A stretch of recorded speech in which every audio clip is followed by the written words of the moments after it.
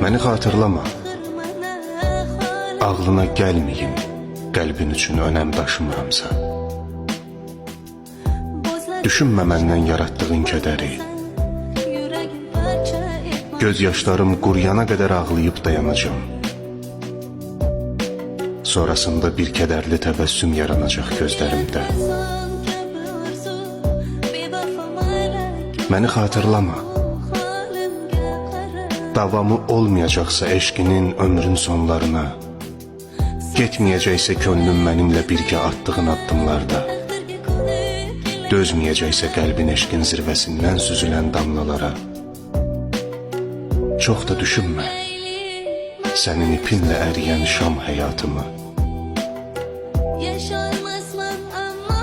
Məni xatırlama, titrəməyəcəksə dodaqlarını sevirəm söylədiyimi düşünəndə, baharda üşüməyəcəksə əllərin yoxluğumu hiss edəndə, bir səbəb lazım olacaqsa sevməkdən özgə məni sevməyinə,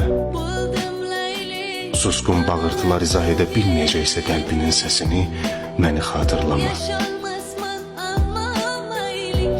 İtməyəcəksə qəlbindən üzünə yamsılanan kədərin, gözlərinin içinə baxanda gördüyüm əksin, qəlbinin dərinliklərindən gəlməyəcəksə əgər, düşünmə bir göz qırpımında keçən xoş illərimizi.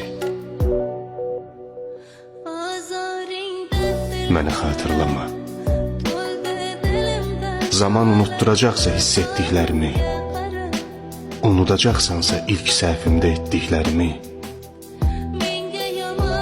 məndən üstün görəcəksənsə digər dünya sevgilərini,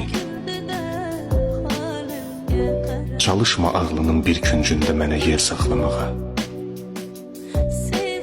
Məni xatırlama.